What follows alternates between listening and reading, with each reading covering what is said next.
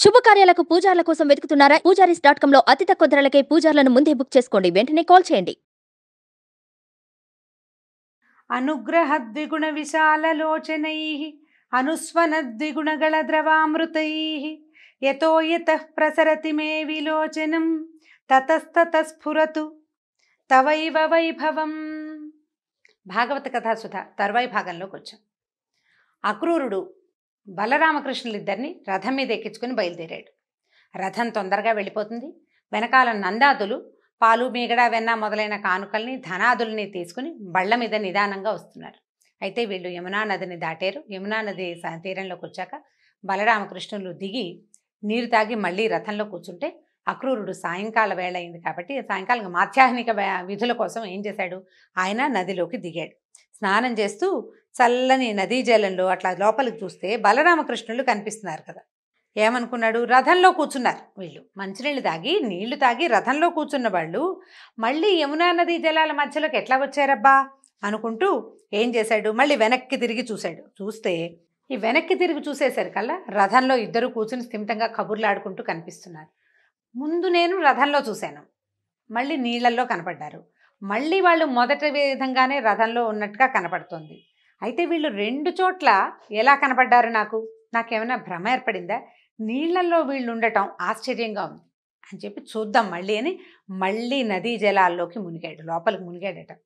మునిగిచ్చేసరికల్లా ఎట్లా కనపడిందంటే, అక్రూరుడు చాలా మంచివాడండి, స్థిమితమైన బుద్ధి కలిగినవాడు. మనసు వేవరింగా పోయే మనస్తత్వం ఉన్నవాడు కాదు, స్థిమిత బుద్ధి, భగవంతుడి మీద అపారమైన అచంచలమైన భక్తి విశ్వాసాలు ఉన్నవాడు. ఆయన ఏం చేశాడు, ఈ నదీ జలాల లోపల అశేషమైన విశేషాలు కలిగినటువంటి ఆదిశేషుణ్ణి చూశాడట. ఎట్లా ఉందంటే, ఈయన 1000 తలల మీద 1000 మణులు, అక్కడి నుంచి పన్నగాలకి ప్రభువు, రాజవేషం. ఎట్లా ఉన్నాడంటే ఒక సర్పానికి కిరీటాలు పెట్టినట్టుంది. ప్రతి పడగకి కిరీటము మణి కనపడుతోందనమాట. చాలా గొప్ప అత్యద్భుతమైనటువంటి పరమాద్భుతమైన రూపం కలిగిన వాడైన నిష్కళంకమైన మెరుపు కలిగినటువంటి ఆదిశేషుణ్ణి చూశాడు. ఈయన ఎట్లా ఉన్నాడు, చూస్తున్నాడు అట్లా నల్లటి వస్త్రం ధరించి సిద్ధులు నాగులు మొదలైన వాళ్ళతోటి చక్కగా కొనియాడబడుతున్నటువంటి సర్పరాజును చూశాడు. మొట్టమొదటి ఈయనకేం కనిపించింది, చుట్టలు చుట్టుకుని ఉన్నటువంటి ఆదిశేషుడు ఆయనని సిద్ధులు యోగులు వాళ్ళు అంతా పూజిస్తున్నట్టు. మరుక్షణం కదలిక వచ్చింది, మళ్ళా మార్పు వచ్చింది. ఇలా ఉన్న ఆదిశేషుణ్ణి పానుపుగా చేసుకుని ఈ మధ్య భాగంలో పడుకుని ఉన్నటువంటి సౌందర్య రాశి అయినటువంటి పురుషోత్తముణ్ణి చూశాడు. ఆయన ఎట్లా ఉన్నాడంటే, ఇక భగవంతుడిని వర్ణన పరమాద్భుతంగా చేశారండి, చాలా అద్భుతంగా ఉంటుంది. స్వయంగా చదవాలని మళ్ళీ చెప్తున్నాను, జ్ఞాపకం పెట్టుకోండి. ఎట్లా ఉన్నాడంటే, మిసిమి కలిగినటువంటి మెరిసిపోతున్నటువంటి పసుపచ్చని పట్టు వస్త్రం కట్టుకున్నాడు. మేఘంలో మెరిసే మెరుపులాగా వక్షస్థలంలో లక్ష్మీదేవి మెరిసిపోతోందట. మూగిన తుమ్మెదలు చెదరగా ఆయన నాభికమలంలో నలుమోముల నందనుడు ఆడుకొంచున్నాడు. అంటే ఈయనకి దీంట్లోంచి నాభిలోంచి ఒక తామర పువ్వు ఇలా నాళం పైకొచ్చి పువ్వు వికసించి ఉంది. దాంట్లో 4 ముఖాలున్నటువంటి బ్రహ్మ కూర్చున్నాడు. అక్కడి నుంచి కదిలినప్పుడు ఆయన అటు ఇటు కదిలితే పురుషోత్తముని కాలి అందెలు పదము క్రమము మొదలగు విశేషాలతో వేదనాదాలని వెలువరిస్తున్నాయి. అక్కడి నుంచి బ్రహ్మ ఈశ్వరుడు సనక సనందనాదులు సద్బ్రాహ్మణులు వేల్పులు అతని చరిత్రని శ్లాఘిస్తున్నారు. పరమాత్మని శరీర వర్ణన చేస్తున్నారు. రమ్యములైన శుభలక్షణాలతో కూడిన గోళ్ళు, పాదములు, మడమలు, మోకాళ్ళు, పిక్కలు, తొడలు, కటి ప్రదేశము, నాభి, నడుము, గర్భభాగము ఆదరముతో కూడినవాడు. అంటే చక్కటి అవయవాల కూర్పు, ఒకటి ఎక్కువ ఒకటి తక్కువ, ఇంత పొడుగు మనిషికి ఇంత చిన్న పాదం ఏమిటి అట్లా లేదు, ఆ అవయవాలకు సరిపడింది అనమాట. ఉత్తమ సాముద్రిక లక్షణాలు కలిగి ఉన్నాడు స్వామి. అక్కడి నుంచి శ్రీవత్సం అనే పుట్టుమచ్చ, వక్షస్థలం మీద ఒక పుట్టుమచ్చ ఉంటుంది, శ్రీవత్సం. చాలాసార్లు ఈ శ్రీవత్సం అంటే ఏమిటండి అని అడిగారు. విష్ణుమూర్తి హృదయ స్థానంలో ఉండేటువంటి ఒక మచ్చ. అదేంటంటే సాముద్రిక లక్షణాల్లో ఈ మచ్చ ఉండటం కూడా ఉత్తమ సాముద్రిక లక్షణంగా చెప్తారు. ఇది విష్ణుమూర్తికే ఉంది, మన పురాణ పురుషుల్లో ఇంకా ఎవరికి శ్రీవత్సలాంఛనుడు అనే పేరు లేదు, విష్ణుమూర్తికే ఉంది. ఆయనకి ఒకరికే హృదయ భాగంలో ఇలాంటి చోట ఒక మచ్చ ఉందట. కౌస్తుభం అనే మణి వనమాల అని పేరు కలిగి పువ్వులు ఆకులు చేర్చి కట్టి మెడ నుంచి కాళ్ళ వరకు వేళ్లాడుతున్నటువంటి పెద్ద పువ్వుల దండ. అక్కడి నుంచి వీటితోటి విశాలమైన వెడదరొమ్ము కలిగిన వాడు, పెద్ద విశాలమైన వక్షస్థలం కలిగిన వాడట. అక్కడి నుంచి తెల్ల తామరల వంటి కళ్ళు, శంఖము, చక్రము, గద, పద్మము వీటిని చేతులయందు ధరించిన వాడు. చతుర్బాహువుగా చెప్తున్నారు, చతుర్భుజుడు ఈయన. సత్వగుణ సంపన్నుడైన వాడు. జందెము, మొలనూలు, ముత్యాల పేరు, బాజుబందులు, అందెలు, కంకణాలు, మకరకుండలాలు, కిరీటము మొదలైనటువంటి ఆభరణాదులతో అలంకృతుడైన వాడు. భక్తులను కాపాడేవాడు. చక్కని చెక్కిళ్ళు, నొసలు, ముక్కు, పెదవి, ముఖము, చెవులు కలిగినవాడు. నీలమేఘము వంటి దేహకాంతి కలిగినవాడు. శంఖము వంటి మెడ కలిగినవాడు. దయాగుణంతో నిండినవాడు. ప్రహ్లాదుడు, నారదుడు, సునందుడు, నందుడు మొదలగు వారి చేత పడేవాడు. లక్ష్మి, పుష్టి, తుష్టి, కీర్తి, కాంతి, ఇలా, ఊర్జ, విద్య, అవిద్య, శక్తి, మాయ మొదలగు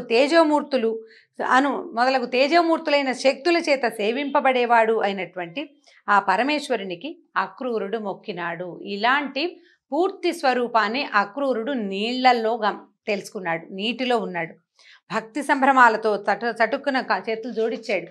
ఇంత పరమాత్మమైన రూపం ఒకసారి కంటపడేసరికల్లా డగ్గుత్తికతో దుఃఖం, ఆనందం, పరమాశ్చర్యం, నేను ఎక్కడున్నాను అనేది తెలుసుకోలేని ఒక సంభ్రమంలో ఇలా అన్నాడనమాట. అయ్యా, నువ్వు ఎంత అద్భుతమైన వాడివి, ఇలాంటి రూపంతో నాకు కనపడి దర్శనమిచ్చి నాకున్నటువంటి మాయని పోగొట్టావు నువ్వు అని అపరిమితమైన ఆనందంతో చాలా కీర్తించాడు.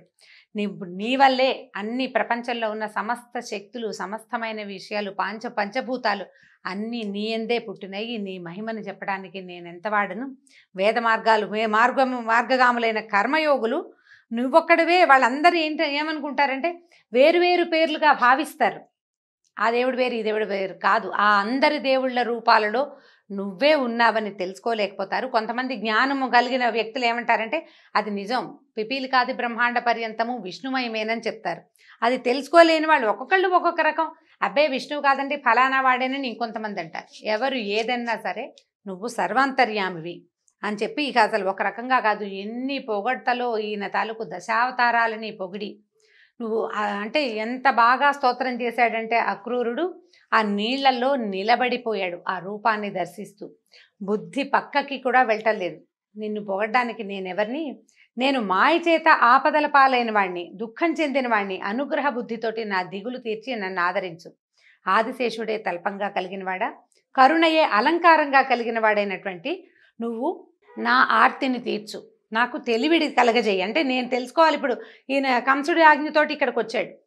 ఏం చేయాలో కింకర్తవ్యత మూఢుడిగా ఉన్నాడు. ఈ చేసేది తప్పో ఒప్పో తెలియట్లేదు. భగవంతుని దర్శించేందుకు అవకాశం వచ్చిందన్న ఆనందంతో ఇక్కడికి వచ్చాడు. కానీ తర్వాత అక్కడ నీకోసం మృత్యువు ఎదురు చూస్తోంది అని ఎలా చెప్పి ఏ విధంగా ఈ బాలుడిని అక్కడికి పంపాలో తెలియదు.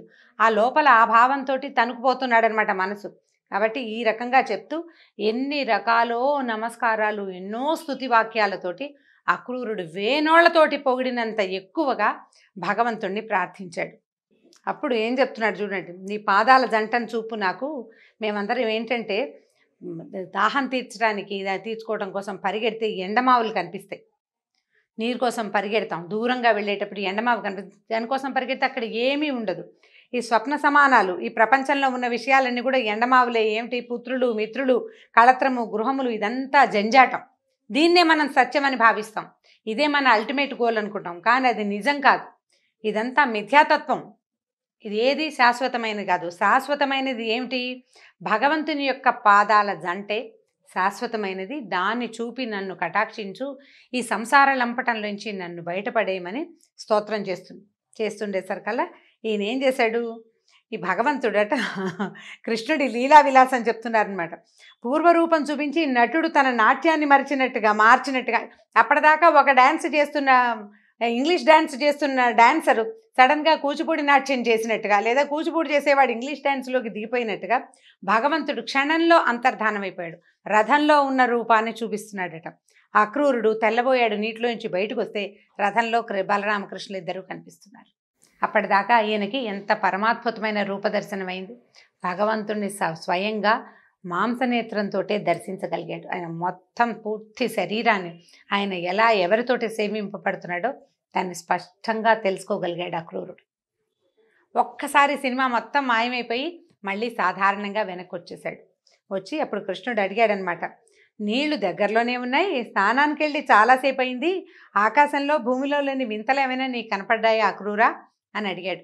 అప్పుడు అక్రూరుడు చెప్తున్నాడు అనమాట, నీలో లేని వింతలు ఈ లోకంలో ఎక్కడైనా ఉంటాయా తండ్రి? ఇక నువ్వు ఎక్కడా ఉండవు, నింగిలో ఇంకా నీళ్ళల్లో ఏముంటాయి, విచిత్రాలన్నీ నీలోనే ఉన్నాయి స్వామి అని చెప్పి నవ్వాడు. అప్పుడు సాయంకాలానికి ఆ సమయానికి మధురాపురి చేరేటట్టుగా రథం నడుపుతూ తీసుకెళ్ళాడట. ముందుగా వెళ్ళిన నందుడు మొదలైన వారు పొలిమేరలోని తోపులో బస చేసి ఉన్నారు. కృష్ణుడు వాళ్ళని కలుసుకుని అక్రూరుడితో ఏం చెప్పాడంటే, నువ్వు రథాన్ని తోలుకుని వెళ్ళిపో, మేము తర్వాత వస్తామన్నాడు. అనేసరికల్లా అప్పుడు అక్రూరుడు అడిగాడనమాట, అయ్యా మా ఇంటికి రావాలి, నీ పాదాలు తగిలి మా ఇల్లు పవిత్రం అవుతుంది, నా ఇల్లు పావనం అవుతుంది, నేను నీ బంటుని కదా, నన్ను ఆ మాత్రం ఆదరించకూడదా అని బతిమలాడాడు. అప్పుడు కృష్ణుడు ఏం చెప్పాడంటే, తప్పకుండా, అయితే యాదవ వంశానికి శత్రువుగా సంచరిస్తున్నటువంటి కంసుడిని సంహరించిన తర్వాత నీ గృహాన్ని సందర్శించడానికి వస్తాను, ప్రస్తుతానికి నువ్వు నగరానికి వెళ్ళిపోమని చెప్పి పంపించేశాడు. ఈ విధంగా శ్రీకృష్ణుడు చెప్పగా అక్రూరుడు నగరంలోకి వెళ్ళి రామకృష్ణులు వచ్చారని కంసుడికి తెలియజేసి తన ఇంటికి వెళ్ళిపోయాడు. ఆ తర్వాత కృష్ణుడు అపరాహ్న కాలంలో బలరామునితో గోపకులతో కూడిన వాడే మధురా నగరాన్ని ప్రవేశించాడు. తర్వాత ఏం జరిగిందో వచ్చే భాగంలో తెలుసుకుందాం. నమస్కారం.